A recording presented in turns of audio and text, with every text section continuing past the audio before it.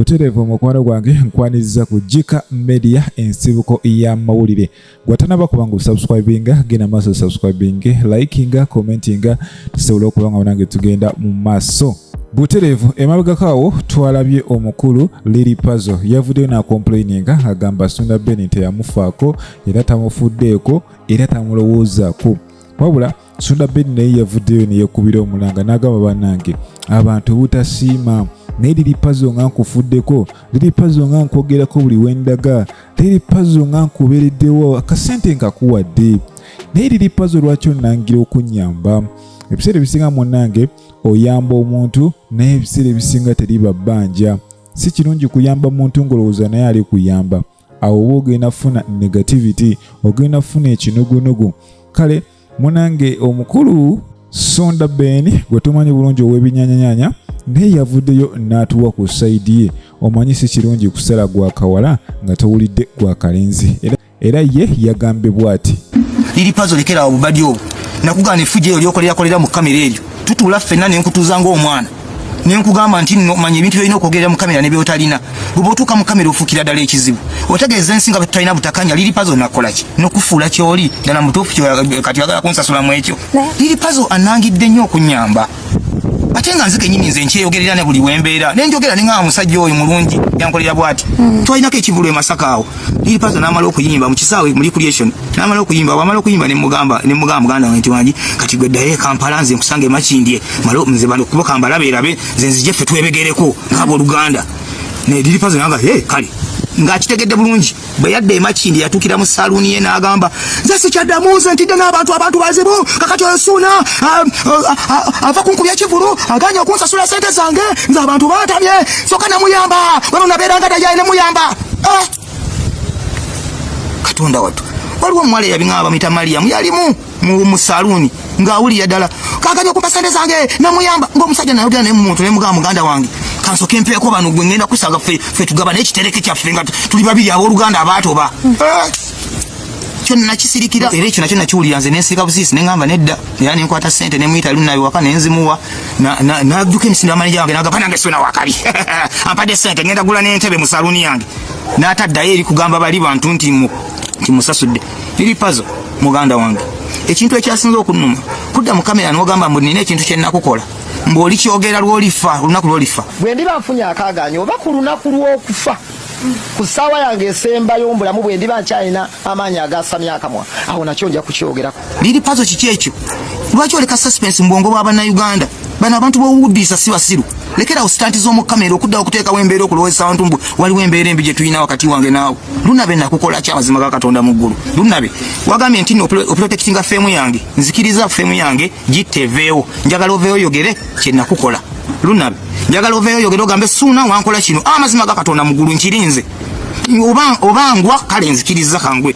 Nyambye abantu bangi nnyo mu biro byange nnwanye nnyo kati tandise kudda mu kamera ogwenyuka gundi gwereka kunoonya sympathy mu bintu ebiyitali mu magezi. Lily Puzzle Lunabe yasiri mukasa lekera obubadi bw'okolera mu kamera eyo nga nkugjeyo ensonga zabadde bwezityo. Njukira omukulu naye kiridi naye ali awo ayomba mbu aliyo ne sikini tafudde ku final. Kale ensonga eri bwetyo yakwirabira bannammwe be mwatandika nabo. Naye munange Calvin Kayanja naye ali wana alina byatugambye wabula owaffe bituufu tujukira bulungi munange mukyalo ono bavaayo ate ne bamukolera kabeera awo ne bamugjayo ne bamweyimirira naye yandibanga munange ebintu byayononeseta wabula Calvin atugambye bw'ati. Nabagamba sitaani talokoka naalongo muka musajja nakugamba wano nti tosobola kulokola sitaani n'owalaza empaka toyinza kutwala muntu wakasagazi wo awunzika ne bbaawo amwagadde n'obwo bwana bw'obutabadde ajja bukwata ku ssusu wayise mmeka gempuliddeko nti naalongo n'empapula ze yateeka mu kooti ez'okweyimirira ez'okumweyimirira yazigyeeyo. I told you nti oyo omuwala omuyamba naye asooke kuwa binudduzi video nti waliviirayo okutandika okukuvuma obita naye ekitali ekyo ne bw'omuyamba oyo wansaano ku mazzi wayise mmeka mukubeko mu nkambi ya Naalongo bw'abadde onasi yakyaliyo nva ku internet toyinza kusembeza muntu wakasagaza ayinza n'okulya omwana we nze kubuulira ekiri ebiri fayida ez'obwenzi obikule eno bikule bwe Naalongo gy'otagalira ku bantu va ku baana b'oku internet kuno babikolimo babisiraani bijja kutwaliramu n'obulamu bwo. Oli tayinza kuva Saudi mailo kanaana kujja kubeera babysitter mu Uganda. Omuntu tayinza kusuulawo mulimu kweyita mugagga nga talina wadde omudaala kwakeera bw'omusembeza makaago. Abo abaana ebisiraani n'ebikolimo bye balina okuva ku bantu ab'enjawulo toyinza kumuyingiza mu nnyumba yo.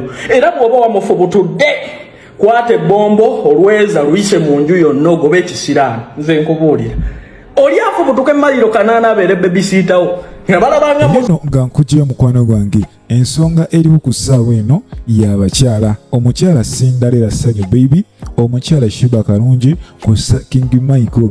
Jjukira bano bandi bane bato essaawa yonna. Wabula ekibuuzo kiri nti gwe nga gwe ani akusingira era ani abikkolera? Because tulabye bulungi nti omukyala Sindalera yavudde n'ategeeza nti Sheebah Kalungi ye yamukuza, ye yamumentalinga, buli kyamanyi ye yakimuyigiriza. Awo nno kiba kizibu nnyo nange student okusinga ticca we. Ne mulowooza kati Sheebah kussa lyaliko asobola omukyala ono Ssanyu oba? Kubanga kyo tugenda kukirabako essaawa yonna. Luli balina kabato ne beebuzaabuza ekintu tekyabaawo. Naye kakati munange omukyala Ssanyu yabazizza nga sigamba kati kanjikubeko bukubi obanga luli wabigaana ebyalaali. Kakati tugenda kulaba bato tetumanyi bapromota ki abakiri emabega. Omanyi munange Alien Skin yaggulawo trendi okuva bwe yakola ekintu kino kikwata. Kakati buli muyimbi ayagala kulaga ku munne maanyi. Bayimbi bangi bakurashinga ebivulu byabwe ku lunaku lwe lumu. Wabula tujja kubawo ng'ate tulaba ebyafaayo nga bikolebwa ani. King Michael yategeka ekivulu kye, Sheebah Kalungi n'amukubako ekivulu ku lunaku lwe lumu. Ate ne Sindi Ssanyu naye yategese ekivulu ku lunaku lwe lumu Sheebah lwe yategese ne King Michael lwe yategese. Wulira akavuyo kali wano. Kati nina ebintu bye neewunya. King Michael avaayo akaaba bategeseko ekivulu mu Nyambe nyo ne Sheebah Kalungi avaayo akaaba bankubyeko ekivulu ne Sindi Ssanyu yeewera ti nataddewo ekivulu era sigenda kukijjawo. Kati omuntu agooyingewa